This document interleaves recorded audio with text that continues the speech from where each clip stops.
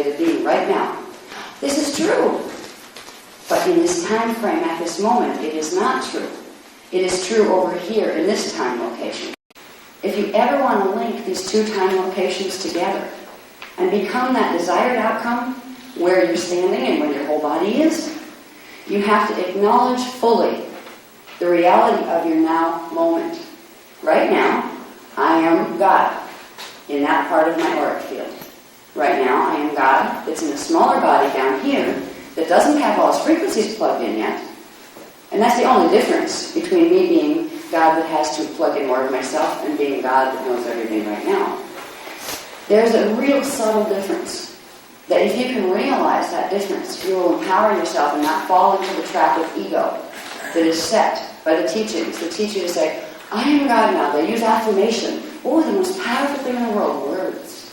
Words are sound grids. Now, if you go around saying, oh, I'm not God yet, I've got up there someplace, and eventually I'll be there, you are indeed making it sure you never get there, because you are making it out there all the time. If you can say to yourself, I am God in that state of expansion, and I am here, progressively opening to expand. I have this much of my godness in today. There's a whole different subtlety that goes with this. So what I try to point out in some of the teachings, because they're extremely seductive teachings, that teach you to deny the reality of your moment and the reality of where that moment came from, in hope of projecting yourself miraculously into the future, but making the future now. They teach you that this is the only way to stand in your now. Your now is the perfection. Oh, really? Part of your brain goes, I really have to con myself into this. Okay, I have $1 million right now. Sure I do. You know, you have your one side over here going, yeah, right, check the bank statement. I absolutely affirm right now, because I intended to be, I have $1 million. Go try it out of the bank. See if you can withdraw it. See how real that is. What you need to recognize when you're going into spaces of saying, okay, this is mine and it never left me. Your life force currents never left you. Your connection to source never left you. There's a delusional factor that can happen when you say, I've got it all right now, when a part of you knows darn well you don't. All right? This is where you begin to start playing mental games with yourself if you fall into the trap, where one part of you is trying to see the reality that's going on around it. The other part is absolutely refusing to face that reality because it's absolutely convinced by only seeing and focusing the energy on what you want to be, you will be able to change the illusion. It doesn't work that way. I try to point out these things because when we're dealing with the life force currents, when we're dealing with the fact that, yes, because of this diagram shows you, it shows you your energy connection to source, as it will always exist. It can't be taken away, so therefore you are God right now. But if these frequencies are not activated in your planetary shield, if you go to a planet that doesn't have these frequencies activated, you're not going to be able to be God fully on that planet, because that planet isn't expressing fully yet as God. Now, the potential of embodying source, of embodying whatever vision of perfection that you're aiming for, the potential is always there. And because time is simultaneous, there is a part of you and a part of the planet that already is and always was in that state of perfection. But when you are in densities, there's an extremely important part of embracing. Now, Christ consciousness, avatar consciousness, which means integrating not just your Kathara, these frequencies too, it's into the place where it acknowledges the fullness of the reality that's around it, acknowledges that it's a hologram that is projected out by a certain level of frequency in which certain beliefs were held, and it acknowledges that the rest of self is just as real and just as perfect, that perfected self is full in its full expression. They exist simultaneously. The challenge becomes to bring the two together in your moment. Because you can go around thinking, oh my God, I'm perfect from now until eternity, which will give you excuses like, I need to learn that. Somewhere I already know that. Well, guess what? You don't know it either. And somewhere out there, the self that knows it is very happy that it does, because it's expressing at a higher level than you are right now. If you want to get to that I am God space, if you want to get to that place where you're integrating all of yourself, you need to learn to sidestep some of the ego paths that are out there. Because there are systems that will teach you to not look at negativity. They will teach you that, oh, you're feeding the negative illusion, so never ever look at that. This is called denial. All right, this is called a very seductive, sweetly coded way of saying, I'm going to completely ignore the way reality is around me and assume that I have so much power, because I am God, that I can not only change and make my reality different, I can change the whole hologram that I'm in right now, regardless if anybody else wants me to or not. If I say I am on a planet that is perfect, there are no problems here. Nobody is going to bother me. There's no fallen angelics manipulating us. There's no governments that are controlling our finances. You can tell yourself this. You can affirm this. If you say this in the context of this is my reality now, all it will do for you is block out your perception of the reality that's around you. You can live in a bubble. You can live in a little self-delusional bubble that says, yes, my world is perfect, and I walk through my world, and I'm afraid to look at what's around me. Because around you, you have people that are suffering. Around you, you have a world that has some crisis problems. You have issues to deal with. If you walk around in a bubble, refusing to have yourself as part of those, as if you're not here, because that's what you're doing. You're placing yourself in the future while your body's stuck in the present. It's important to realize that we need to look at negative and positive. It's important to realize that when we get into integrating these levels of frequency up here, that we call Christ consciousness, that does not deny one polarity for the other. One of the big delusions in the New Age movement is to focus only on the positive and not lower my thoughts to fear-based things.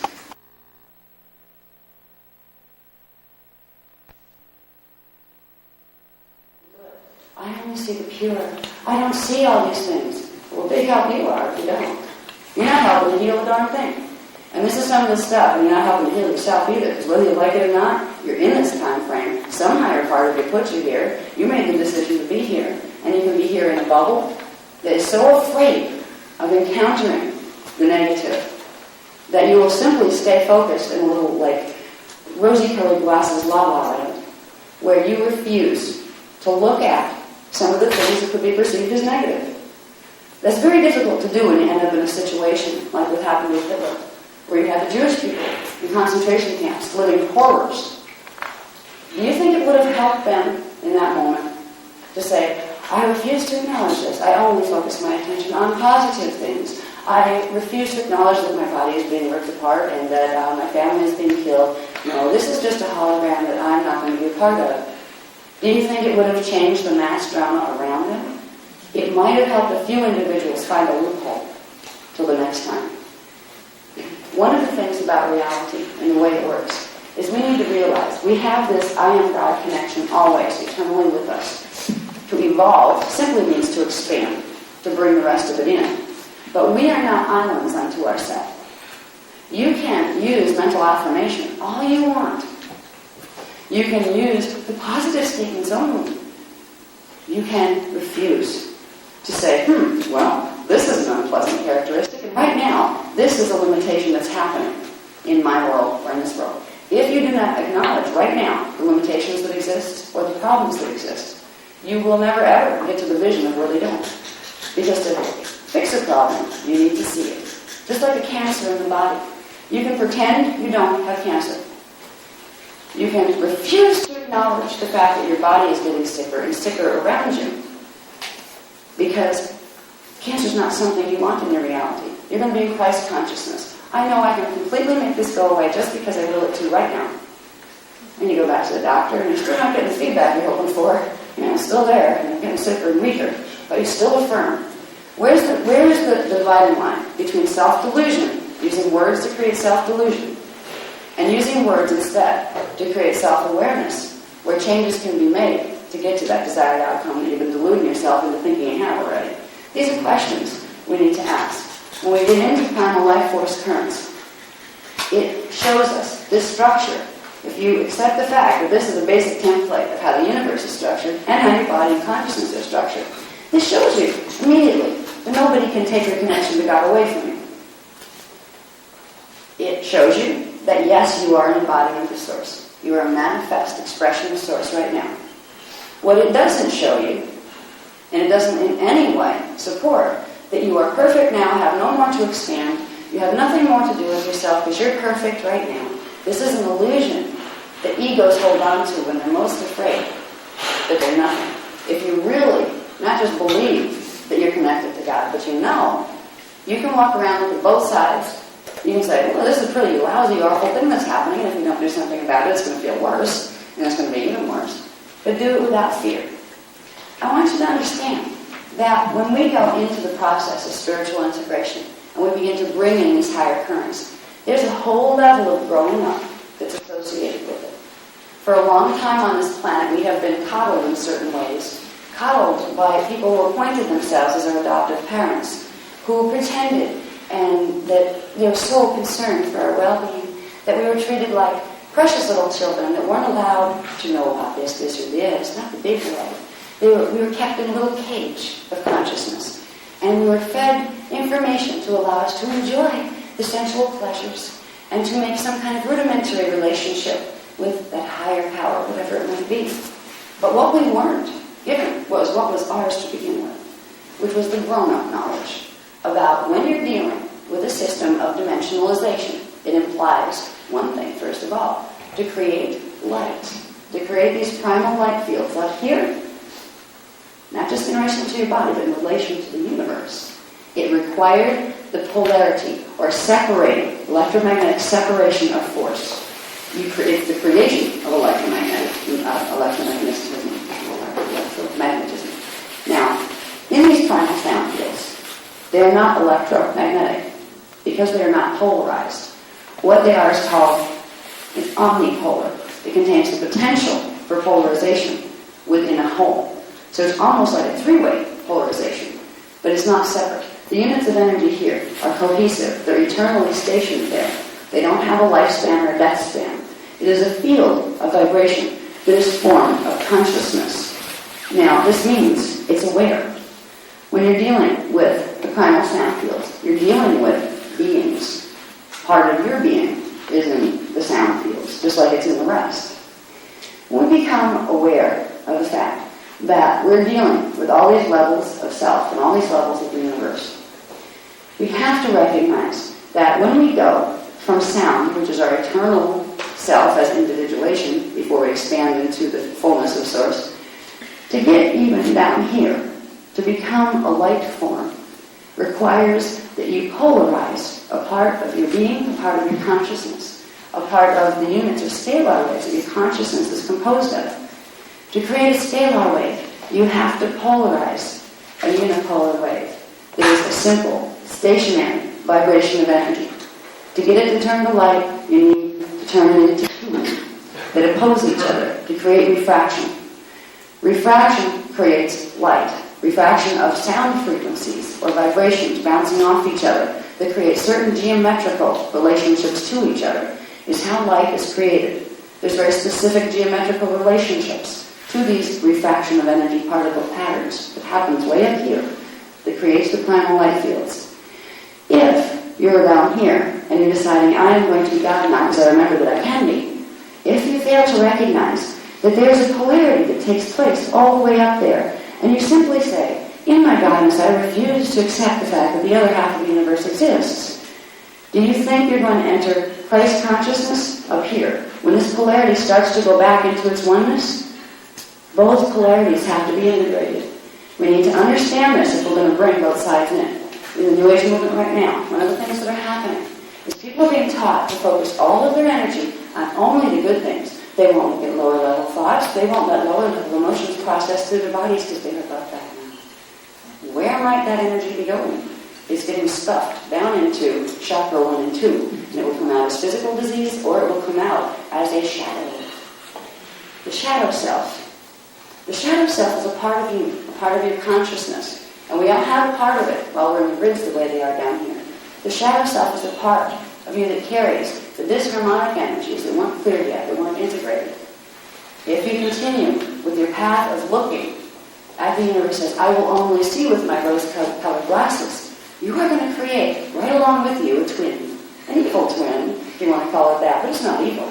It's just a part of yourself that has all of these other disharmonic energies that relate to the other side of the polarity that you're a part of here. If you refuse to acknowledge that these other things exist, you are not going to integrate. You're going to get detached emotionally. And you're going to think you're above all of it. And you're going to find some really weird things happening in your life as your second chakra and your first chakra try to process the mess. You're going to find a counterforce that seems to be working against you in your spiritual integration process because you refuse to allow the other half of yourself to process into wholeness. This is why it's important to realize that yes, time is simultaneous and therefore all is now. But if you want to reclaim that fullness that you have in that space-time location beyond space and time, you need to combine the reality of this energy signature exactly the way it is right now, which means you have to see it the way it is right now. And you combine that with the higher understanding, frequency by frequency. And that's how you change this into that expansion. I wanted to point that out because it's one way that we can get hung up. We can get hung up into thinking we have more than we do at the moment, where we think we don't have any work to do, where we think it doesn't work. As if, well, I'm God and I know that. Some part of me knows it, so I don't have to do anything. It's a really great belief system to entertain if you want to be arrogant and you want to be irresponsible. Of course, you don't need a Mahara to see it, because you're God up there and God will take care of it. That part of you will take care of it. Good luck. You wouldn't be sent down here by that part of you if you hadn't learned that you're supposed to get responsible enough to handle it yourself. There's a lot of things that if we're going to approach understanding spiritual development and understanding healing, which spiritual development is healing, because you will develop spiritually if you're doing genuine healing, and to be spiritual, genuinely spiritual, you will heal. They both go hand in hand, because both of them are all about this, the primal life force currents. These primal life force currents are what take your consciousness from here and allow it to pulsate down in through various levels of form to where you are. The planet is sustained by that, the plants on the planet, the life forms on the planet, even bacteria are sustained by that same process. The process happens through Merkaba mechanics that are all connected to the rest of the things we've been studying. But it's helpful to know, if you want to make it easy, to realize that what connects you to the part of you that is and always will be God is a stream of energy. And if that stream of energy gets blocked, let's say if only these currents are allowed to process down here, yes, you are still God there, right? And you're still an avatar here, and you're still an oversoul here, you're still a soul here. But you're not processing any of those. So what are you down here? You feel cut off from everything. You walk around, you see a three-dimensional world, you don't know where you came from or why you came. It kind of describes the condition most people are on the planet right now. The awakening that's happening, that's partially has to do with the New Age movement, is the fact that these frequencies are beginning to come in. So people are starting to wake up. What does wake up mean? It means starting to get this awareness to come into the body, which completely changes the way you look at down here. We're going through an awakening process. There are slow ways to awaken and there are fast ways to awaken. And there are ways that awaken that will take you into fulfilling your Christos potential and becoming the avatar you have the potential to expand into. And there are ways to awaken that will allow you to hold more consciousness and frequency, but they will not allow you to integrate the levels, which means you won't be able to pull them all together, to go to D12 and to transmute into the higher light fields. This is the difference between a Christos path and an anti-Christos path. An antichrist, as far as that word in the Bible, has come to mean, oh, big bad evil one, right? Really what it means, because we don't teach evil in that sense, except for evil is live, spelled backwards. It takes you backwards from eternal life. L-I-V-E-U-D-I-L. It's just a reversal. So we don't go pointing fingers at this is evil, that is evil, stay away from that. Evil is going to get you. It's not about that. What it's about is learning to become more and more alive by bringing more and more of your godness in, by activating more and more of the frequencies that connect you to the rest of yourself. And this is what we're doing. This is what the whole planet is moving through a cycle of doing right now. And even if you don't want to do it, you're going to be forced to do it because you're agreed to come onto this planet during this cycle. It's kind of, well, what if I don't want to play? Well, your soul's going to have a choice. Either keep you here and force you to play or leave, because the collective is playing this game now. This is the game here, and it's a game from a higher level, but it's not a game when you're in the middle of it. It's very serious, because here, if you happen to run your body into a wall with a car, it's going to go splat. It's going to hurt, and it's probably going to kill it if it's too hard that you hit. There is a difference between recognizing your hologram and saying, well, I'm just in a dreamscape, so that means, well, I could probably fly if I tried to walk off a building and flap my arms, right? I wouldn't suggest trying it. Not until you have mastered these currents in your body. Because if you've mastered those currents, meaning you've fully activated them, your DNA is holding them, and you hold those levels of consciousness, you would know how to interact with your body vibration to where you could indeed walk off a building and just float. But until you integrate these frequencies and the DNA that goes with it, your body's not going to respond that way, no matter how much your mind wants to force it to. This is why it's important to learn the mechanics of what you're composed of, and the mechanics of how energy works to get you into expansion. What most people on the planet are working to do right now is go from here, which is, we have dimension 1, 2, 3. This would also be strands 1, 2, 3. These are the frequencies that are processing through most people's biology right now. Some have a little bit more. They get to 3.5, which would be about half of the fourth dimensional frequencies. Most people right now, because of our race cycle, there's a plan and a design to the way humans were seated on this planet. In different time vectors, it wasn't haphazard or random. There are very specific cycles through which certain types of consciousness were going to be integrated into the Earth system to accomplish certain things. We're in the race cycle now, where the fourth strand is activating in most people. Now, this most people part applies a little differently to indigos. Indigos are not only activating the fourth strand, they came in on a mission because it was known for many thousands of years that this particular time period has been tampered with tremendously. The grids are down on the planet, which is blocking out all sorts of things here and creating reverses here in the natural way the strands operate. So people are stuck. They've been stuck for a long time. Indigos came in with the ability to override because they not only have these frequencies available if they activate their strands, they can pull in the frequencies from here, and the most powerful, the sound, the standing, silent sound waves can hold around the body. They can shift anything in its path. All right? You're not going to be able to say, well, I am an indigo child. I activate my full lunar ray right now, and therefore it is. Good luck. Don't walk off the building yet, because you're going to fall.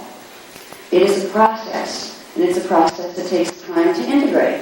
You can get there somewhere you already are.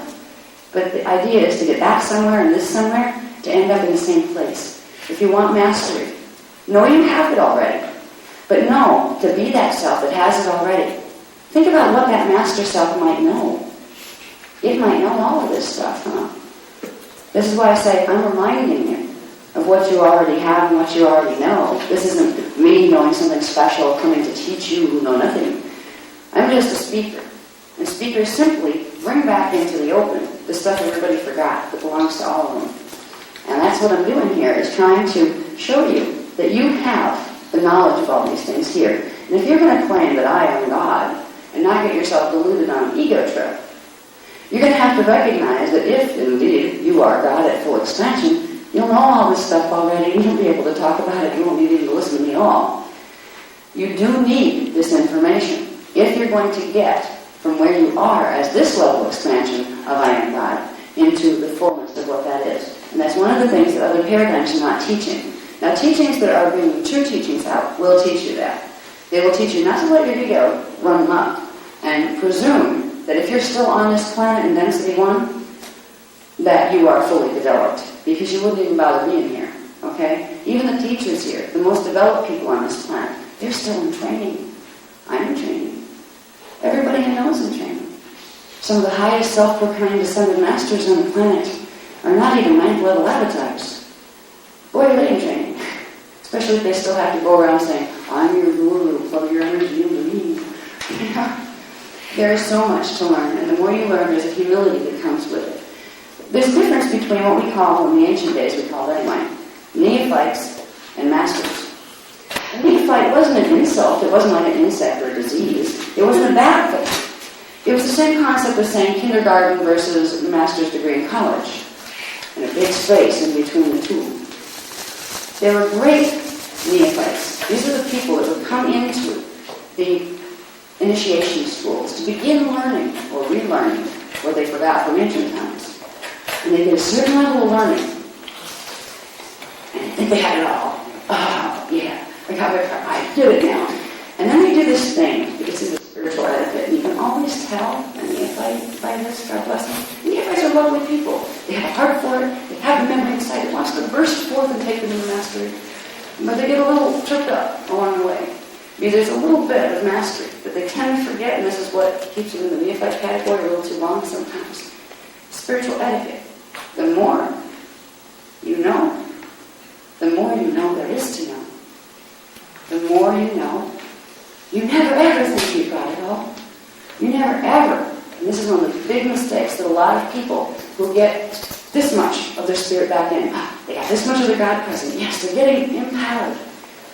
Then there's a little twist of ego that happens where they think, they recognize people that don't have certain characteristics. So they assume that not only for themselves they know, but they also know what's wrong with the other people. They also know that, oh, you should do it this way.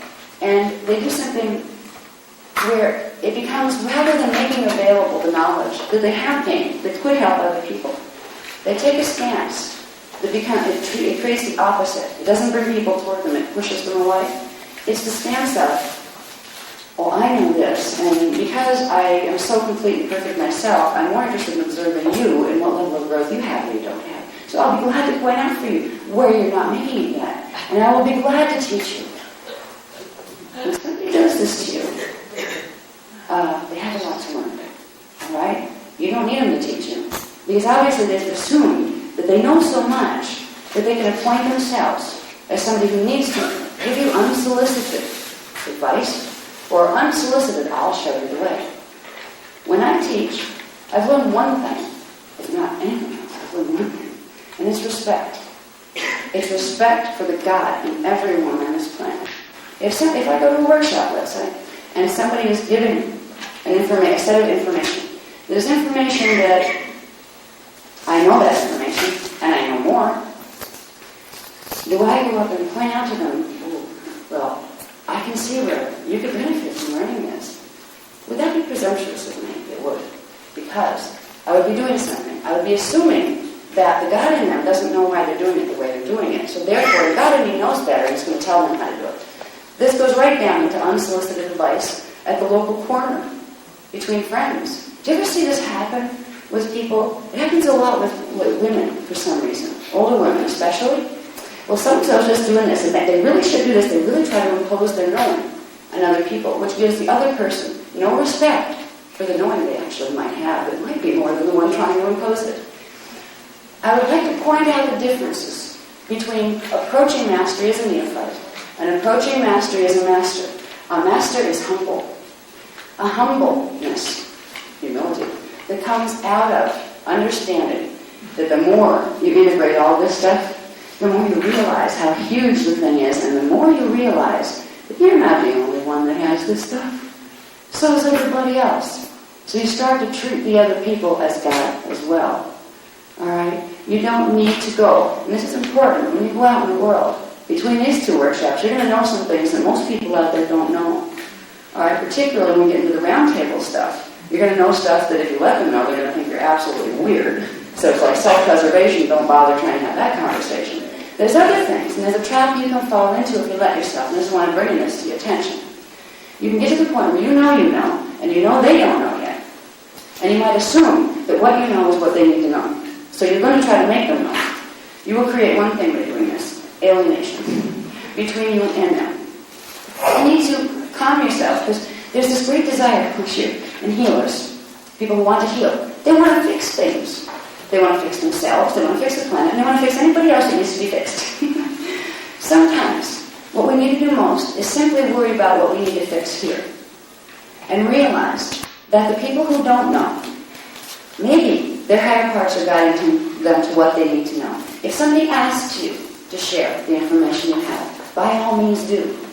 If you feel you have enough information that you want to offer it to people in workshop form, do so. It's the unsolicited, where you're inflicting it on someone. They didn't ask. Don't burden them with it. You'll save yourself tremendous grief and rejection. If you just keep it as your knowing and be glad you have it, and not judge other people or assume that they don't know the certain things that you know. They might know it, but their souls might be guiding them to use it in a different way for a different reason that you don't know yet.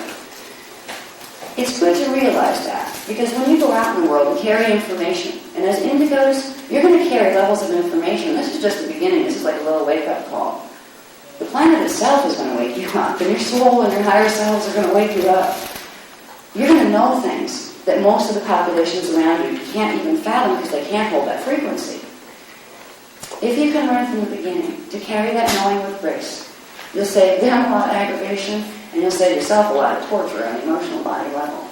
Because if you continually think that you need to fix other people, What you're telling yourself is you need to fix you. When I go and give a workshop, I'm not here because you need fixing. Okay? I know that. I don't insult the God in you so much as to think that you need me desperately to fix you because you're so lost and so hopeless and so unaware that without me, you would never figure it out. Don't ever, ever think you're that important. You are God. You are a face of God. So is everybody else. I respect you guys, and I want you, when you go out into the world, because I care about you as people, and I know the kind of experiences you'll set up for yourself if you approach it in certain ways. Handle your knowing with grace. You can be a neophyte that knows, or you can be a master that knows. If you're a neophyte that knows, you're going to go and try to make other people think it's the way you see it. You're going to find a lot of people rejecting you because of it, and you're going to feel really sad because eventually not going to have anybody wants to talk to you, except the little groups of New Age people here and there that might want to hear it. Right? You can also help the people that are in a neophyte space where they know some things too. And this is one thing that's running rampant in the New Age movement. God bless these people, the Anunnaki educated ones, have been taught, I don't need the knowledge that comes between here and here. I'm just going to be here and say, I am this, and so I am. I don't need to know. I don't need to know how it works, because I am this. And then they will use this power to try to create things. They will take this power into doing good work. They don't know what the heck they're doing. They're just following guidance of what? They don't know. But they don't need to know, because they're God right now. Be aware of the pitfalls that no one can have. For many, many, many eons, there was a big division between neophytes and the people who really knew stuff. Just because you have a book that tells you the secrets of the universe does not mean you are wise. Wisdom comes with taking knowledge and knowing how and when to apply it to create the best and highest results. So if you can be aware of it as you integrate these levels of consciousness, first of all, if you can recognize the need to not just say, I'm down here and I'm going to say, I am this, and therefore I am, you're missing a few frequencies. You can recognize the difference. It will be worth it to you to do the work that comes with integrating those frequencies. One of the other things that comes up when you're integrating these frequencies, which means activating the DNA and the shields that will allow that to happen, is that it's all just going to be light, love, and hunky-dory, and there's nothing unpleasant about it at all. I could tell you that. I could spend 20 minutes telling you the grand, wonderful things that are going to happen because your DNA is activating. I really don't need to emphasize it too much, though, because you go and pick up any Anunnaki channel book, and there's plenty out there. They'll tell you all the wonderful things about it. They'll tell you that you expand in consciousness, your perceptions will rise, you'll be able to see new worlds, you'll be able to walk with the angels, you'll be able to do all sorts of things, because of course these things are your heritage, and you should be able to do these, and you will have this back. They don't tell you how you're going to get it back. What they won't tell you is sometimes it hurts. Sometimes your back feels like you're never going to be able to stand up again, but you will. But it's a phase. I point out to people, both sides. I will tell you why, and I have told you why. If spiritual integration and being able to reclaim all of that isn't a good enough motivation to get you to want to participate in the activation, I don't know what I'm going to tell you to motivate you. And I figure if that doesn't work, I don't need to motivate you. I'll leave that up to your soul. But I'm not going to lie to you and tell you that it's all sweet, hunky-dory stuff that you're not going to have growing processes to go with it. It's not to be afraid of. But if I led you into, okay, let's do these Kundalini activations, they're going to begin to activate your DNA template on a rapid level, which is going to bring your higher consciousness in faster. These things are true. It will do this. If I told you those things without saying yes. And when you start to turn on the lights in the body, the lights have been off for a long time, the body's going to groan, and it's going to shift, and then it's going to go out, and it's going to have good days, and it's going to have days that don't feel so great. But it's worth moving through. I would like you to understand, not just for me, but when you go out there, and I really hope you go out there and explore everybody's ascension teachings. Go for it.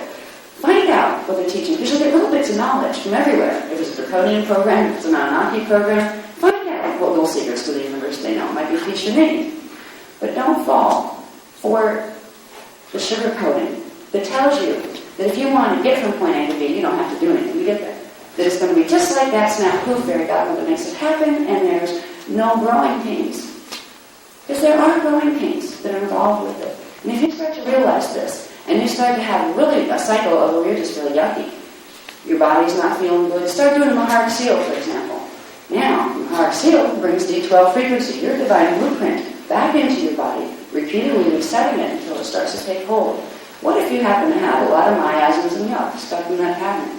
Do you think it's just going to evaporate like that, or do you think there might be a purging process? These are the questions you need to ask. I have had people say, oh, when I used the heart shield, and I had a couple of bad days where I didn't feel good, so I figured it wasn't good for me. Excuse me, the gook that's trying to get out of your system, it wasn't good for you. You need to be aware when you go into these things that there are elements of disharmonic energy that are in you because you're on this planet. When you start to integrate higher consciousness and the frequencies of it, you're going to get rid of these. It doesn't have to be a hard getting rid of process. But sometimes it isn't a pleasant one either. I'm trying to prepare people for what it means to become a grown-up. Neophytes live in a land where everything is beautiful, where everything is perfect and lovely, and nothing bad ever happens, especially them. And when something unpleasant happens, particularly if it's a big unpleasant, they get squashed like bugs. Their emotional body falls apart, and that big shadow that they've been building, that's been refusing to face some of the realities that were given them wake-up calls all along, comes out, and they totally get unstable and they lose their field of control, which makes them easy to direct any place, like chickens with a head cut off. Okay? You don't want to become a chicken. You really don't. Because if you start at square one again, it's like playing Monopoly. The Monopoly game, go back to square one, start all over again. If you can balance your process of growth, you'll get a lot further, a lot faster. That means don't let yourself think you know so much that you don't need to learn anymore. That's why I tell you, go explore everybody's paradigm, anything that has a little interest to you. You need to explore. Say, I'm going to find good in this, and I'm also going to recognize this stuff is not particularly healthy. You need to, if you're going to incorporate these frequencies, decide. This is where affirmation comes in very useful. You're going to decide, you're going to do it in a balanced way. I will see both sides. I will take my hand off one or the other eye. I'm not going to look at everything and say, oh Lord, everything is so miserable. I feel lousy all the time. It's never worth it. Oh dear, we have fallen into Joe's father. Yes, the world is falling apart. There's nowhere safe to go. You don't want to go here. This is a really bad space to go because it's going to completely make you powerless and unhappy. And you're not going to be able to do anything. So if you focus on just the negative, you will get stuck. On the other hand, if you focus on just the, oh yeah, well that's there, but I don't have to look at that at all. I'm just going to focus on the flowers and the bees, and I'm going to go float around and maybe do some pot in the countryside and just tune into nature. I'm going to get the all over again because it feels so good and sensual to do that. You're not going to get anywhere either, except floating around in the field and spaced out on pot perhaps or whatever. Now, there's a balance between the two perspectives. You can have the joy and freedom that comes with not having to worry about it, because the higher part of you does know and is guiding you. There is a surrender element to know that that is guiding you, but also know it's a very loving parent part of yourself. It's not going to let you be an airheaded kid for the rest of your existence. If you ever are going to become an empowered being that can enjoy that level of expression, you're going to have to learn to act in ways that's not twirling around in fields just because it feels good. You're going to have to look at reality. You will be guided, and you can trust that guidance from your higher parts, but you will be expected to do your share, not just surrender it to that part and figure, I don't have to learn anything, I don't have to do anything. As long as you're aware of that, your trip will be a lot easier. Okay? You'll avoid a lot of pitfalls, because what's going to happen now, the grid's activating as fast as they're going to, it's kind of like the instant karma program. Okay? All the goop that's in your fields is going to start kicking up faster than ever. Which means you're not only going to be tripping through one karmic pattern at a time, they're going to come at you from all sides. You have an advantage. First of all, you have your heart sealed. And it may kick up some to clear it in energy form, where it makes you feel tired one day, or kind of just sluggish, or gives you a backache. However, it's a lot better than if you let that mess come out all at once, and it devastates every aspect of your life, and you find yourself sitting there with no money, no clothes, no spouse, no anything, because you decided to walk it instead. If you don't work with your karmic miasmic pattern as energy, it will simply do its thing. It will process as energy into your hologram, and you'll walk it as an illusion. It's much harder to handle it once it escapes, once it becomes a being of its own. It can be a situation that involves at home or at work or on the planet. Right now, our planet, the race on this planet, has been taught to think in terms of I'm not going to deal with that stuff now. I'm not going to deal with the negative. The collective shadow on this planet is enough to swallow it whole. There's a lot of stuff that's going to come flying up, and not just as individuals. We're a collective of individuals globally. If people are not dealing with or healing their karmic miasmic pattern for about 25,000 years since the blockade started to happen, imagine how that mess might manifest in the political arena. Because we're heading for some interesting times. What we do with ourselves will help to balance what happens with those times. If we realize that we need to, first of all, this is our state of the grace, that this exists, these life force currents. We have our Antikarana, our Kundalini, 9-dimensional currents. Then we have our Maharata, which is what we talked about, the D10, 11, 12 current, which goes into the non-polarization. D12 and higher go into non-polarity. They're not electromagnetic. After here, up here, when they get into the primal sound fields, light fields, there's still a little bit of polarity, but it's not the same extreme as there is down here. This is like one level of first polarity, then there's the other level of major polarity that creates electromagnetism. This is a different type of current here. It is a standing light wave that doesn't move from one place to another at all. It simply stands. It's the level of your aura field. It's way out there. It's one of the most outer layers of your aura. If you begin to integrate this current, it begins to hold these currents in their perfect alignment. If you begin to integrate this current, it does the same for the ones below it. This is the process of reclaiming your power. It's going to take some work to do it because you're dealing with a body that needs to be activated to get the rest of you in.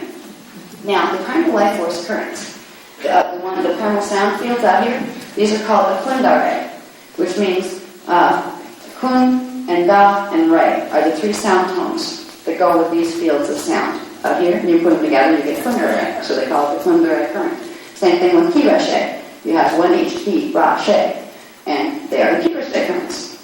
When we begin to work with these currents, the primal light and primal sound field currents, you can't activate them in the body at all without the Maharata current. You have to be able to run at least subharmonics of the D12 Maharata current. What these frequencies allow us to do, the higher ones, is to directly interface on a very powerful level with the planetary grids. Each one of us, whether we decide to be a planetary grid worker or not, is going to become in service on this planet. The planet's in crisis. Where indigos are here to do this. You agreed to do it, you wouldn't have an indigo imprint. These frequencies are going to start to activate because the planet needs them to balance itself. And why? Because the way it looks right now is the indigos weren't here. And this is why they came, because it was known it could get this bad. And it is not good, okay? Not bad is relative compared to what? There are big bads and there are little bads, but they're not things to be fair. They're things to just heal. Right now, if it wasn't for the ability of indigos to run the primal sound field currents and the primal light field currents, there would be absolutely no way to complete the fulfillment of prophecies that have been given in the last 25,000 years here. The prophecies, they've come through Mayans, they've come through Egyptians, they have come through Native Americans, they have come through the Bible. The end time scenarios, there's a plan behind this. Everybody knew there was going to be a star activation cycle during this period, a Stargate opening cycle. It was known by all the visiting races. It was known by guardian races, and it was known by fallen angelic races who found the rest of us.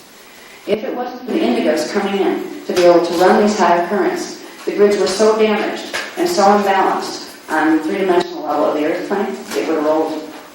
That was a plan that a bunch of them had because they wanted it to. The indigos came in to stop that from happening. They came in to run the frequencies of the primal light and sound currents through the Maharata, because in that way the grids could be very rapidly restored. It would require the restoration of the bodies that were going to run that frequency, and as you open that frequency, it begins to heal on an accelerated level of your body. It begins to transmute your karmic pattern, which means when your DNA is activating and pulling stuff up from your other time vectors, you are healing your other time cells as well. But what it doesn't mean is you have to turn your life into a mess to do it. If you walk your karma, you will. If you try to do Merkaba mechanics in a way where you simply start to pull in your other identities without having a way of clearing that as energy, you're going to create a mess in your life. There's like a joke in certain factions in the New Age movement. Be careful what you ask for. Oh, I want an acceleration to clear more of my karma. Be careful, because you may get it. And there are horror stories about people who wanted that because they wanted their spiritual integration. asking somebody else to handle the karma for them. Surrender to the lords of karma, or the lords of light, or the lords of this, or the lords of that, or this angel or that angel will fix it for you. Yeah, they'll help you walk it. You can stop the walking process to a large degree, the negative walking process, by simply taking steps to integrate these into the body. You can use these currents through the Maharaj current to begin to rapidly process the distortions out. And that's why we're teaching some of the advanced levels of Kundalini activation. Now, before we get to Kundalini activation, we have to know what to do with the Maharaj current. We learn how to bring it up into the body through activating the Maharaj shield. But there's something else that we need to learn to do too. And this gets into Merkaba mechanics. Let me see if I can find the next diagram. Okay, first of all, there's one thing I want to point out. So I'm going to show you how something fits in the Kathara grid. I'm going to show you the names of these levels of the sound field. They call this the triadic level, this the polaric level, and this the ecadic level. If source is out here, the ecadic level is the closest to source, the first expansion from source going in. This would be the next going in. This would be the next going in. So as far as your process of ascension, your fullest expansion would be ecadic. Now, they call these, and the primal sound fields that go with them, flames. Because they are standing energy fields. They don't extinguish ever. They simply exist. Always will. And it's the way, it is the foundation that creation takes place within. These are considered the flame tones. These are considered the flames because they are standing fields of light. And they're not just flat fields of light or like little squares of light. They have a shape. They're spheres of light, one within the other. And it's interesting the way these are structured. Okay? You would think that D15 out here would be the ecadic, because that's the most powerful one, right? There's actually, these have to do with expansion and contraction.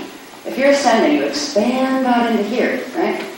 Then you have to contract to get into the next level and to expand. So actually, the ecadic is the last thing you'll pass through. D13, you'll go to D15 first as you're expanding back into contraction. You'll go to here, then you'll go to D13. And that's when you can go back to D8 now.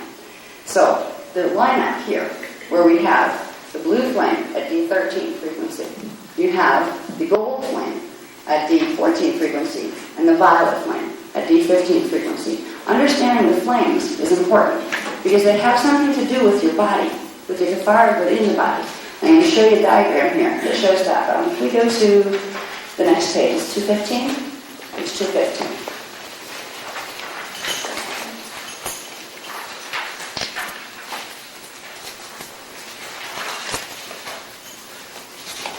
Okay. Now here we have the embodied Kathara grid that we're familiar with. Now what these things are, roaming down with embodied Kathara grid. When you begin, when you fully activate your Maharata current that allows the primal light field currents, those flames, to begin to plug in.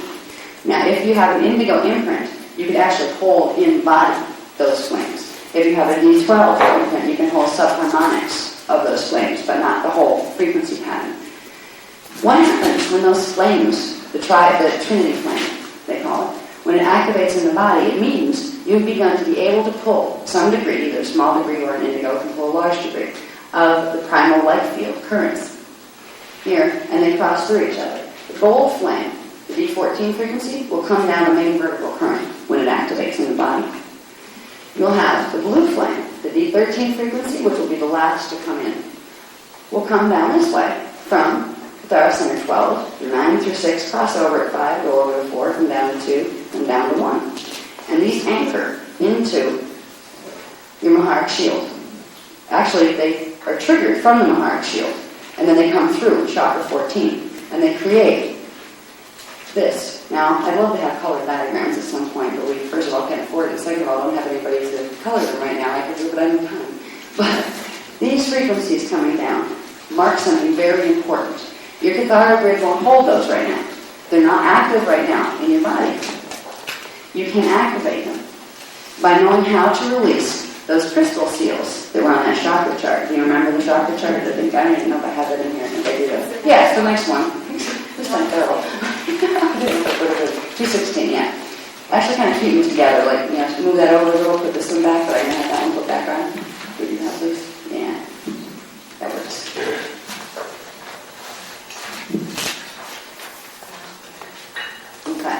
talked about crystal seals. They're these guys.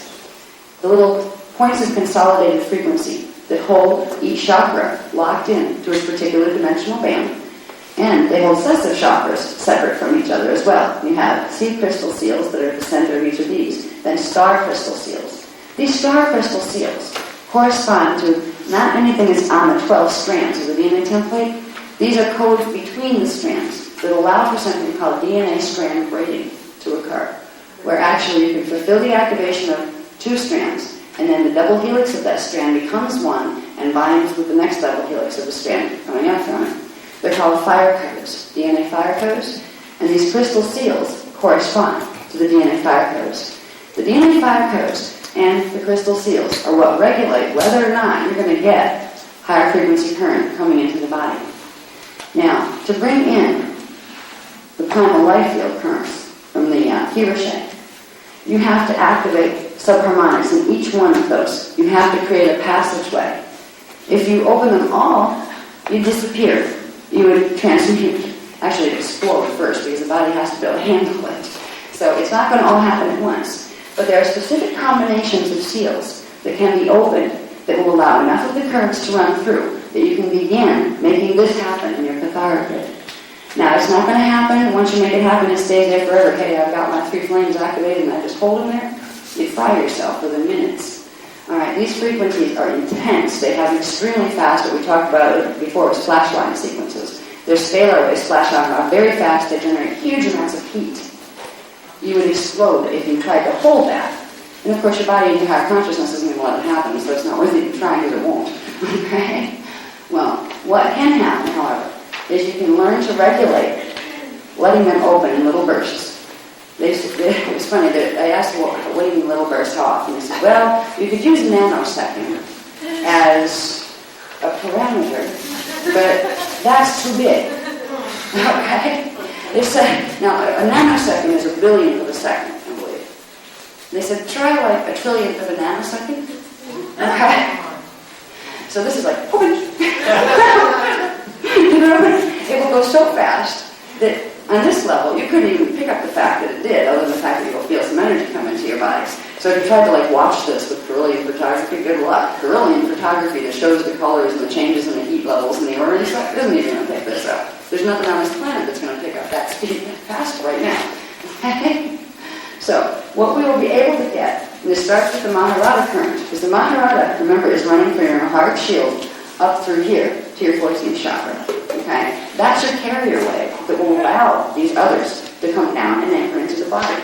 They will come through with little tiny bursts of activation in the DNA strand template, where those fire codes between the DNA strands and where these crystal seals will, just for a second, burst open and allow little bits of this to happen. So it'll be as if this whole thing flashed down in your body, but just for a trillionth of a nanosecond. But you just got fed a huge amount of current when that happened. Now, this will progressively accelerate activation, natural activation of everything below it. It will accelerate your 12-strand activation. As an indigo, you need to activate your 12 strands before you even have to worry about the ones in the higher scale. Now, there are certain techniques that are used to get these seals to temporarily open. That's when we get into Master's Kundalini activations. What a Kundalini activation is, and that's a word that's thrown around a lot in the New Age and the Old Age movements. It used to be in the Hindu texts, the ancient Hindu Sanskrit texts. But there wasn't a lot of explanation of what it was. In the Hindu texts, they kind of took it, what got left of the teachings was kind of funny. Because most of the Kundalini teachings got left in the sexual context. They were the ones that told you how two people could come together and make the Kundalini activate. Right? It didn't teach you anything about what exactly you were activating, or the fact that you could do it alone, but you didn't need to do that to make it happen. Right? And there were reasons it was taught that way. That was not, let's say, a pure teaching that was coming from higher places. It was taking a truth of pure teachings that, yes, when you come together as a couple that way, you do activate Kundalini. But if you do that without knowing about your Maharada or how to protect your fields, you both open your fields like a feeding ground to the astral level. This is why those teachings were given.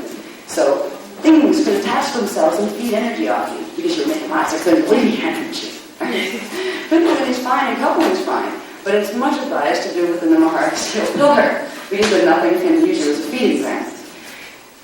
This is why the Kundalini teachings and the Tantric sex teachings got a bad rap in a lot of the other religious teachings, because at least they knew that those things created openings in the field that could damage you. But unfortunately, the ones that usually took a stance against Hindu Kundalini teachings were another group that were trying to do the same thing in a different way and didn't want the other groups of fallen angelics to get a hold of the ones they were after. So it was like, you watch who's distorting what teachings, and it's really bizarre where the distortions came from and why. You know, it's when you have certain parts of the Bible talking about the Luciferians, or Lucifer, or Satan being a bad guy, right? Well, the ones who wrote that part of it were actually the Jehovian, Anunnaki, Circe, bipedal dolphin people, trying to get people away from the Luciferian and the Seraphim Anunnaki. They were both running the One World Order agenda. It's like, and these weren't the original teachings. So we'll get into some of this when we get into the history. But when it comes back to what our bodies are doing, and what it means to really become one with God and to remember that you are and express as that. You can remember and not express as it. You cannot remember at all. You can delude yourself into thinking, yes, I am all of that right now. Or you can just look at the reality and say, I am there, all of that. And I can bring that into the body. Here's the simple mechanics that are required to do that.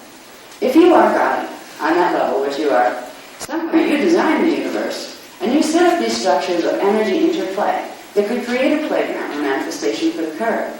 You created the laws of physics in the first place as God, the collective God, did. You need to use that framework. You can't get back into that expansion without it, because it's a part of what you are as God. So, in the physics of the way it works to integrate yourself and integrate your consciousness, and have a few little benefits, like creating advanced immunity to excessive frequency coming through the grids, to build immunities to certain diseases that are going to be kicked up in activation because of these grid accelerations. There's going to be certain viruses that have been dormant for thousands of years that are going to come back because they're getting the frequencies in the planet now that will stimulate their life force back into manifestation.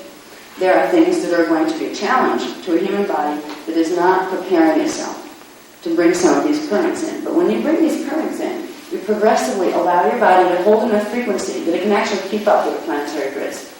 It can actually be in harmony with its time cycle. Right now, time is accelerating extremely fast. The grids are accelerating. And it's going to create what feels like a compaction of time. Just notice this, even in the last 10 years. What is happening with time?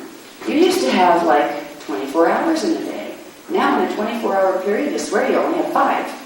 What happened? You used to be able to get stuff done and have time left at the end of the day to do other things. Does anybody notice this effect? Where it just seems like it's not working the same way. Is it like, am I getting slower? Why does it take me this long to get this done? Why does it seem like my 9-to-5 job is now 9 to 10, but it really isn't? There's a fatigue level that's happening to our bodies too, because our bodies are responding to the fact that time is accelerating. What is time? Time is the rhythm of the pulsation of scalar waves in the planetary grid.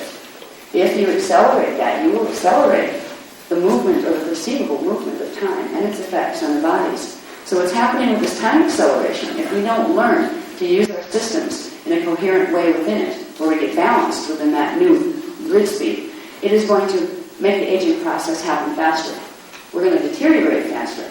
We're going to become overly fatigued by the frequency coming at us.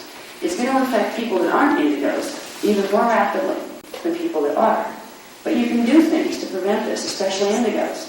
If we can create a balance as indigos within ourselves, get a whole group of us to a point where we're holding the frequencies that the planet is holding, it will spread through the human morphogenetic field, through the race, species template, and it will stimulate the other people that aren't working directly with their DNA. Give them a platform, like that rub to sustain the heart shields that I told you about the other day that we kind of project under to help people hold that field.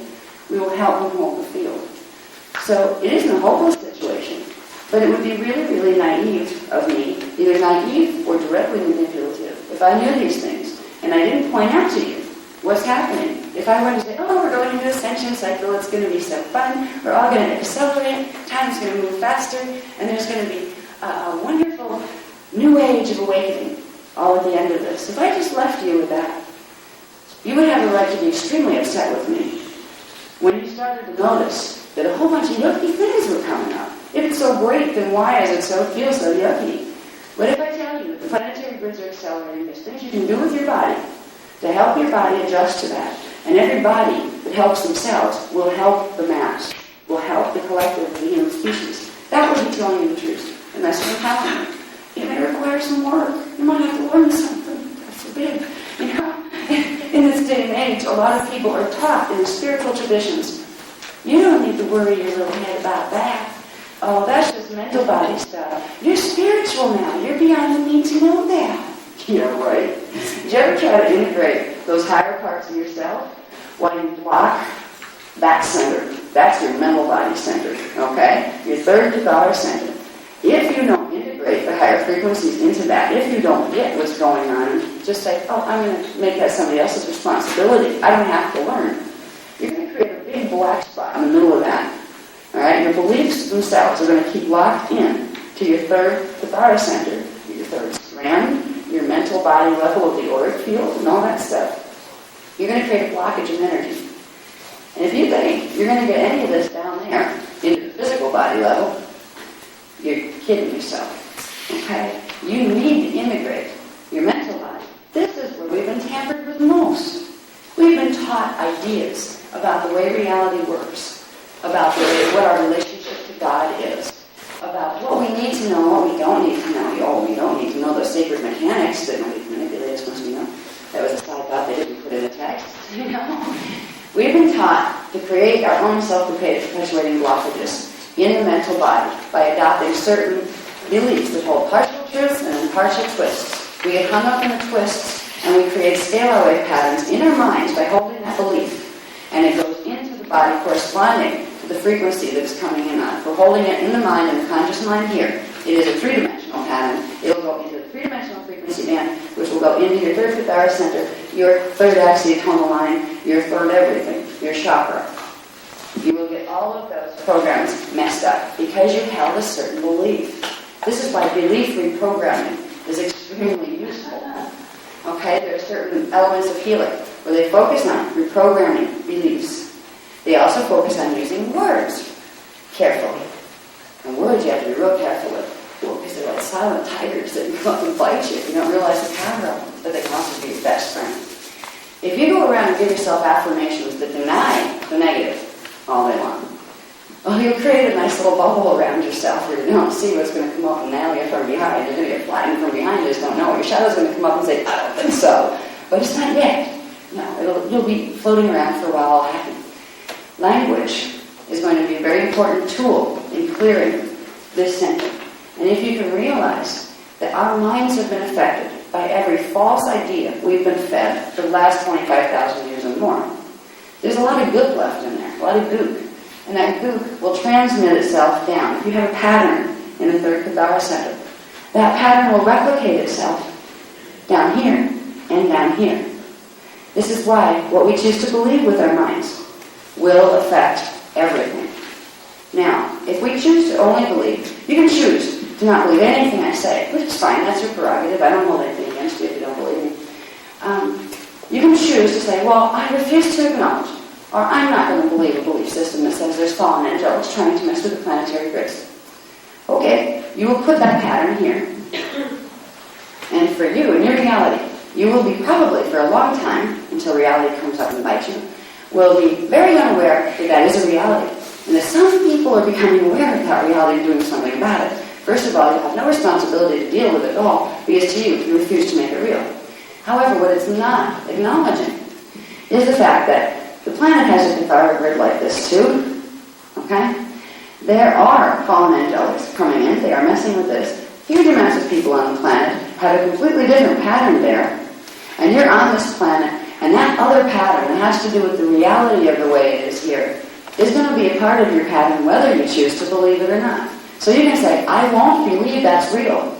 But if it happens to be a real thing that you're refusing to believe, you'll create one little black spot here that says, I refuse to believe. And the other little black spot here, coming from the mess that's actually happening that you're refusing to believe, you create an extra polarity within yourself and tie yourself up in more knots. Much easier to say, okay, I acknowledge this black spot that's coming through the race karma, through the planetary grids. And I acknowledge I have the power to help heal this in me and in others. Then you become effective. So you got to realize that every thought you think goes into your third Kathara center. And your third Kathara center transmits its program down to the second, the emotional body, and the first, the physical body. Now, emotional bodies are tricky, because right now there's so much repressed stuff in people's emotional bodies that their emotions tend to run the mental body. You'll have stuff come up. Sometimes it's rage, sometimes it's joy, sometimes it's sorrow. And you'll just have emotion, a wave of emotion come over you. Guys and girls get this. Guys tend to try to channel it into something where it makes them feel that she's still tough. So they kind of go aggressive with it. Where women have accepted the fact that it's okay not to be tough, so they'll like go cry in a pillow or something. Yeah. But there's just as many women who will go smack the next door neighbor. You know? So, and there's a lot of guys who will go cry in the pillow. So it really isn't as gender split as it appears to be in the old paradigms. Yeah. What's happening is this place here, the second Kathara center, the second DNA strand, the second chakra. This is where your shadow gets stored. All right, that part of yourself that's disharmonic, that you haven't made peace with, that has to do with perceptions of reality. If you're only perceiving the good stuff and refusing to acknowledge the stuff that needs to be healed and integrated, it's getting stuffed somewhere. The mental body is using its force to push it down here. Eventually, there gets to be more energy here than there is there. That's when this starts to reverse, where you actually have the emotional body pushing frequency back up and running over the mental body. That's one of the things that's happening to humans right now. And this is going to go nuts when these grids activate. You're going to have stuff coming up on people that they thought they were much too rational to have any of that stuff happen. You'll find out if you're really in control of your emotions. Watch them come up like a tidal wave. It's like there's an amusement about it. You need to approach yourself in your growth process with love, self-forgiveness before the fact. Just give yourself, right before the fact, a little pass card that says, I will do my best to handle myself with as much grace as possible. But whenever I mess up, I do forgive myself, and I know it's not held against me by anybody else. And I will really try to act in a way that can be true, which means you're not going to do your best not to take it out on the outside, because that's not what it's about anyway. But if you do get to the point where stuff comes up, overwhelms you, you act what even to you seems out of character. You know, just stuff comes up, you got really angry, blew up at somebody, and you came back like kick the dog, you know, like, you love your dog, came in here, really bad day, the energy's building up, your emotional body comes up, and it comes at your foot, you know, and you happen to kick the dog across the room, and the poor dog is yelping and is limping for the next 3 days, and you're like, oh, can't believe I did that, I must be losing my mind, what a awful person I must be, where did that come from? You know, then you might go, oh, maybe it's possession, maybe something came through me, maybe it did, but if you're using the heart seal, it didn't. What came through you was the disharmonic impulses coming up from the emotional body that took control of the neurological structure temporarily and expressed themselves in a way that your mental body would not approve of. And I shall choose to see, and I shall, the way reality really is, and I will see the most effective way to handle myself. You absolutely neutralize right there any need for fear. You say, I have the power to handle whatever it is, therefore I don't have to deny seeing anything about what it is. People that have a need to only see the positive of things are terribly frightened. They're terribly frightened that if they actually acknowledge the negative side of things, it's going to get them. But they don't recognize that that's why they're doing it. That gets put down here. And there gets to be all sorts of problems. People that do this a lot will tend to get problems down in here, in the second chakra area. And women tend to do this a lot. Men do it some, but women tend to hold this pattern a whole lot, where we stuff all of our stuff down in our uterus. And it gives us a lot of problems sometimes. A lot of times it comes out as babies that carry that problem for us. And then we have children that act up and drive us crazy because we can't figure out what they're processing. They're processing part of what they picked up from us. You know? If we begin to take responsibility, both males and females, for our second Kathara center and our second chakra and our emotional body, and not be afraid of it, because it can be scary when that stuff comes up. All of a sudden, whatever rational level of self-possession you thought you had, that wave of emotion comes up, and you just get carried. It can take you into depression for 3 weeks. I mean, you can go and like chemically alter yourself and get on one of those drugs that I won't mention the manufacturer's name, but all that's doing is stuffing it back down here. It's making it worse. It can get you through tight spots so you don't go jump a bridge or something. But to use those types of making the emotion calm down as a way to stay functional will only create more and more of the shadow.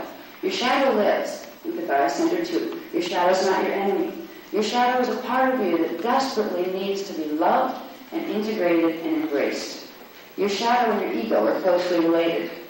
An ego is simply the part of your 3D mind that looks out on the world. Your ego is not a bad self.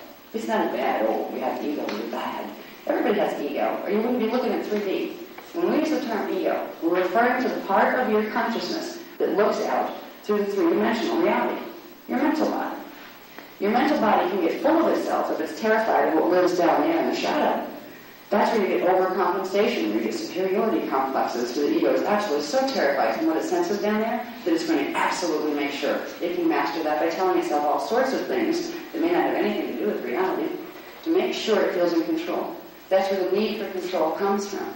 Where a person who has a real need to control their reality, even to the point where they try to control other people. This, even though it's a horrible way to inflict yourself on another person, at the core of it is fear of this. They feel the chaos within them, and they fear that that chaos will consume them if they don't control it. So they control themselves, so they try, and they control everything else and anybody else that comes their way. Most people aren't that extreme with it. It's just little silly ways that we try to control our environment, control ourselves, to make ourselves feel stable. Because what's making humans feel unstable is the chaotic energy that's trapped here that's starting to mess down in here in the physical body. But those of us who get very good at pushing it even further down so they don't feel it emotionally, which means you can feel joy and light emotion, you don't feel much dark, you kind of unplug it and disengage, that chaotic energy gets pushed into the physical body. That's when you get sick. That's when you start to get all sorts of diseases that manifest from the distorted frequency patterns that you have been terrified to bring up to a mental level so you can look at and make different choices to harmonize.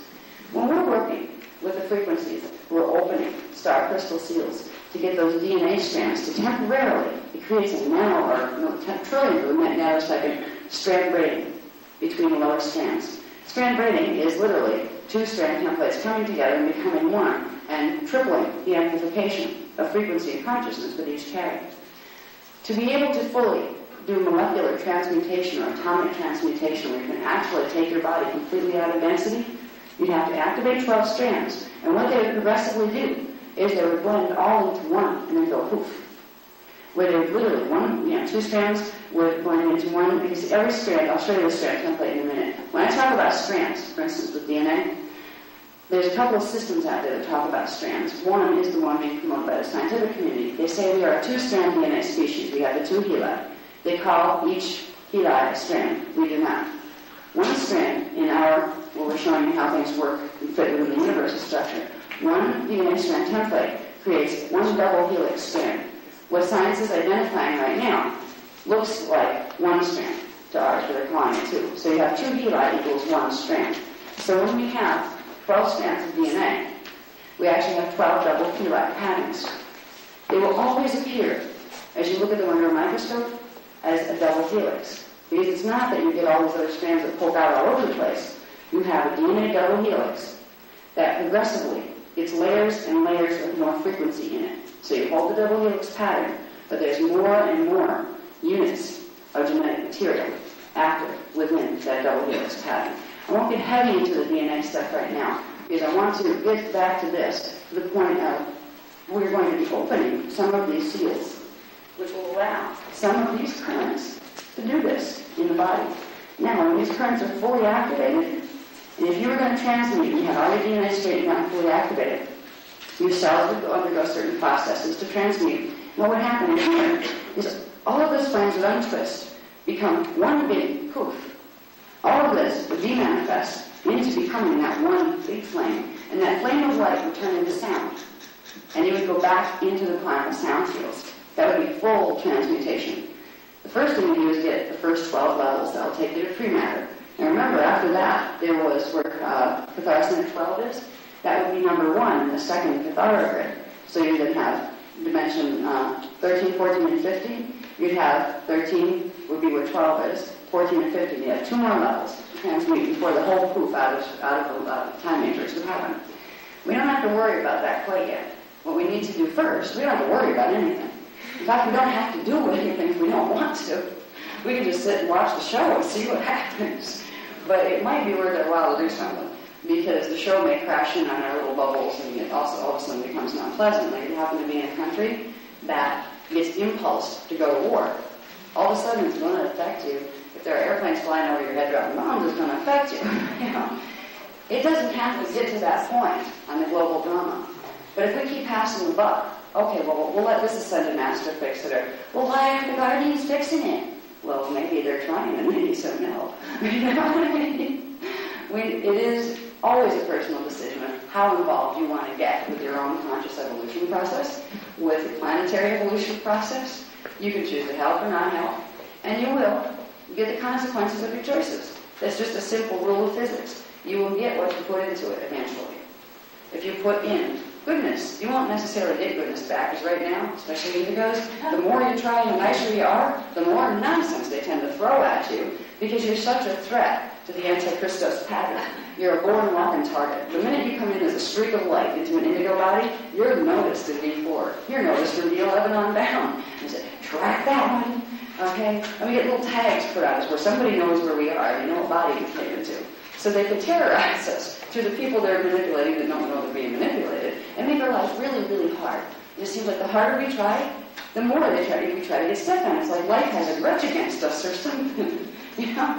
It doesn't. Life doesn't have a grudge against us. But indigos especially, and this happens with a lot of humans too, especially if they have closer to 12-strand activation potential for this life, they're going through the same thing. They're here. Humans are here to help the planet heal this time. And this is the big showdown. We're in this stellar activation cycle. There has literally been beings waiting for 200,000 years for this to occur, particularly the last 25,000. All right, this is the big show everybody's been waiting for. Well, we'll get into that more in the other workshop, which we're getting close to.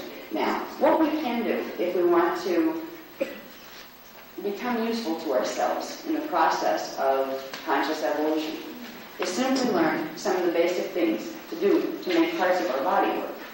Now, this information that I'm presenting, all through Kathara and some of this, can be overwhelming to someone if they haven't had any exposure to working with their body parts. You're getting like information saturation with this stuff. This is not the neophyte course. It really isn't. This is the master's level course that usually, if there were time, we would take 12 years before we got up to integrating this level of data. There isn't the time left to do that. It's the crash course, because if the crash course isn't done to get some people functional enough to run round tables to help these planetary grids, there's not going to be anybody left here to give the full course to. And it's that serious. This is one of the messages that's hardest for me to carry, because from the beginning, I told, I call it counsel, because it's the groups that I work with at the IE. I said, if you expect me to deliver a message of doom and gloom, you got the wrong person. So if that's the message you're carrying, I don't want to talk to you. I said, you know what's better than that. They don't teach doom and gloom. They do not teach fear. They teach face reality and fix it. And here's how. All right? But even with all the training that I've had with them, and I've had contact with them since I was 7 years old, like literally physical contact with them since I was 7. These are beings I trust. I know they know their stuff. And what's nice is, with all the ETs that people are talking to out there in the New Age movement these days, these guys are human. It's so nice to have somebody that's, no, they're not Palladian, no, they're not this, no, they're human. They come from inner Earth, and they are related to who we used to be in those other time vectors. They're as close to us as anything in the universe. So at least there's this, I know they care, and I know a lot more about them too, because I am one. So that's a little advantage I have. Is who do you trust? I know who I was when I came in, because I came in to bring this information here.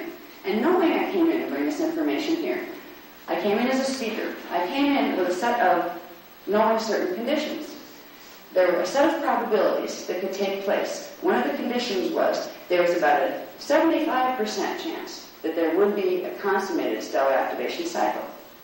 Now, if there wasn't one, my job was to do certain things. If there was one, my job was supposed to do certain other things as far as releasing information, because I came in as a speaker, which means you speak it. You simply bring back the memory so people can plug into it if they want to. Well, in the probability where, okay, there was a stellar activation, in the event that that happened, there were several known possible outcomes that would occur. There were a few that were very happy, happy, joy, joy, and we were all hoping they were going to be the ones that happened. These were the ones where the Anunnaki groups and the drag groups decided after all these billions of years, it wasn't worth the fight anymore, and we could all just really learn to love each other, all of us. Now, you can love everybody, but that doesn't guarantee they're going to love you back. You can be nice to everybody, and it doesn't guarantee they're going to be nice to you back. Depends on where they are. Always, the highest hope was that everybody would stop conflicting with each other and decide to heal together. We also knew that that was the naive hope probability, that there was like zero going into the negative probabilities of that actually occurring. We knew there would be problems, at least with the draconian matrix. And repeatedly, there have always been problems with the Anunnaki matrix as well. These are collectives of consciousness. Well, one of the other options was, well, if it doesn't go perfectly, but not too bad, still very, very manageable, was if the Anunnaki groups could be convinced to enter the Emerald Covenant and not fulfill the agenda that they've had set for the last 25,000 years, which was to force pole shift here, clear the real estate, come in and take over the grids. That's been their plan. In 1992, we made great progress toward that. We had what was called the Syrian-Palladian Agreement, Palladian, a.k.a. Anunnaki. Okay, that's what that word means, you know, when you hear Palladian channels. If you ever get somebody to talk to you and say, hi, you're the Palladians, we'd like to talk to you, you say, oh, you're the Anunnaki, right? Which group? Because it's another code word for them. There is a lot of hope, because they entered agreements that they promised that they would stop doing what they've been doing for the last 25,000 years, and on behalf of everybody on the planet, and their own interests, which always comes first with them, they would help take a stand against the Draconians, because the Draconians got too much leverage here. When our governments make deals with the Zeta races that are part Draconian, all of a sudden the Anunnaki lost their footing. They didn't have as much control as they wanted to. They might lose the game to the Drats. So they said, okay, we'll enter the Emerald Covenant. Well, that was partially what plan number 2 that we're hoping would happen. Okay, we did enter the Emerald Covenant, and all right, usually the way to get an Anunnaki to do anything is to point out why it serves them. Because they're not real interested in why it serves anybody else or why it's good for the whole. They're very me-oriented. Okay? So if you can convince an Anunnaki person, being, that this will serve your interests, all of a sudden they become interested in listening. Well, it was going well. Now, in the event that that happened, when I came in, there were certain other things that I was supposed to talk about. I was supposed to herald in the joyful agreement between the Anunnaki and the human races. We were going to stand together and heal this planet and do something called the Christos mission. All right? In that agreement, of course, the Guardians were not immediately permitted to release all the truth on the history. We wouldn't lie to you, but we wouldn't tell what they did yet. Because humans would turn on them immediately if they knew, and they wouldn't trust them at all. And they'd probably attack anyone who tried to land in spaceships.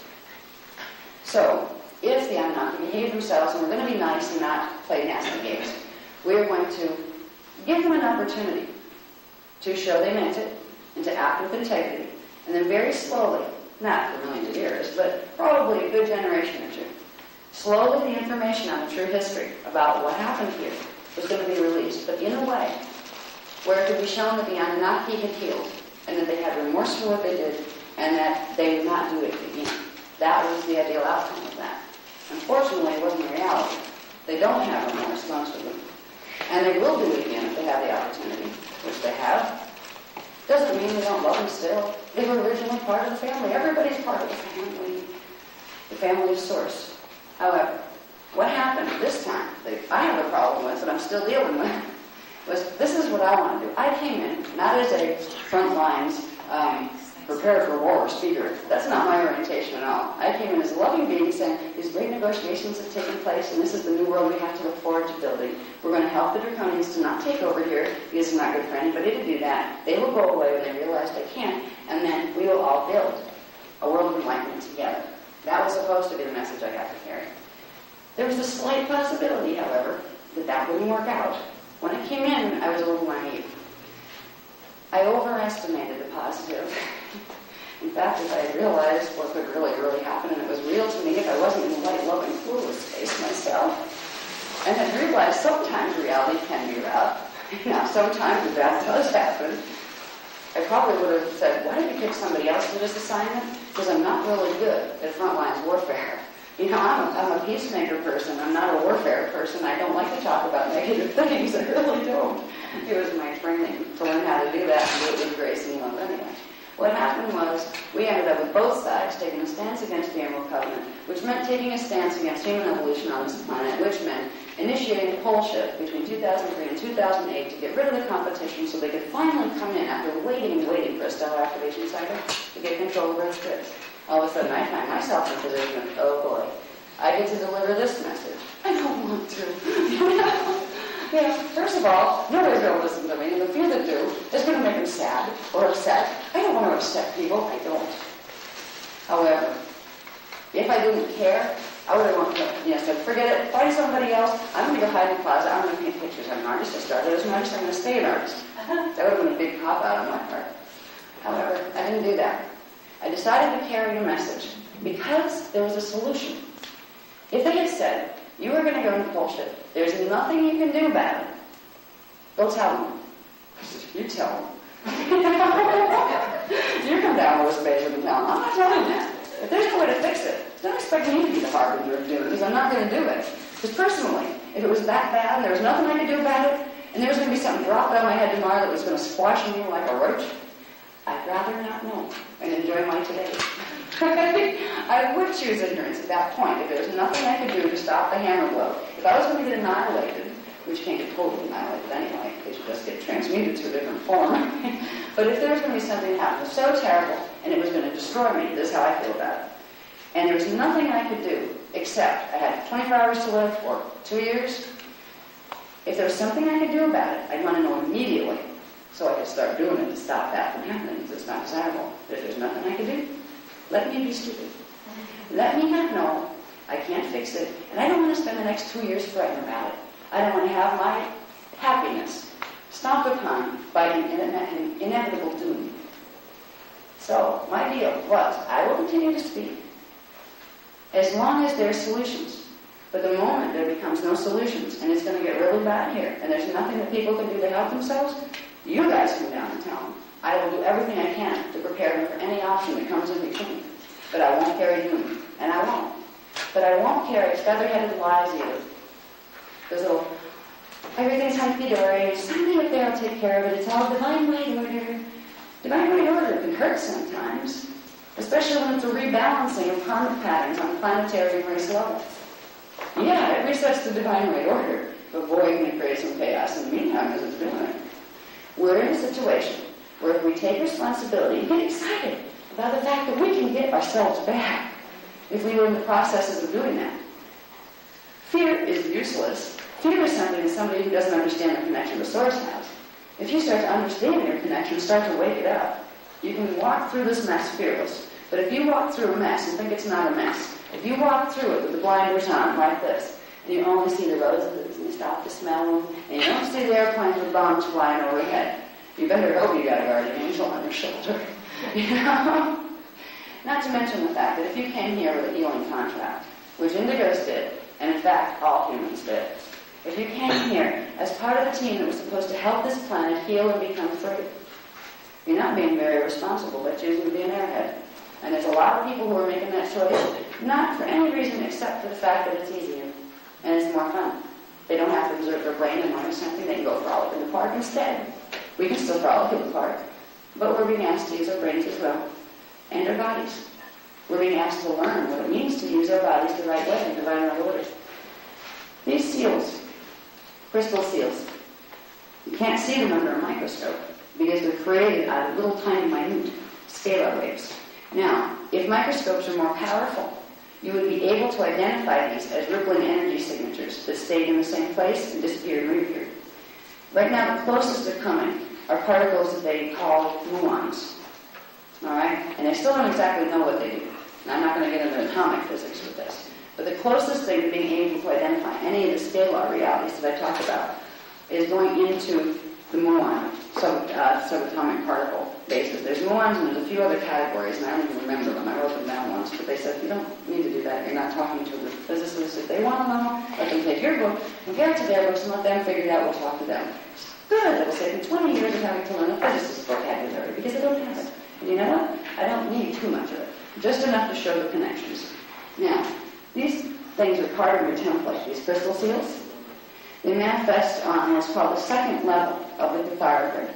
The first level of your Kathara grid is the 12-tree grid, this one over here. It's your core template. What builds up on that are these things in the body, the crystal seals grid. These are the things that you're going to have to learn to open and close if you want to be able to regulate DNA activation, if you want to be able to bring in Kundalini currents. That will help you heal. It will also help you to run frequency to help the planet. These are the things that you need to learn to control. Now it's going to be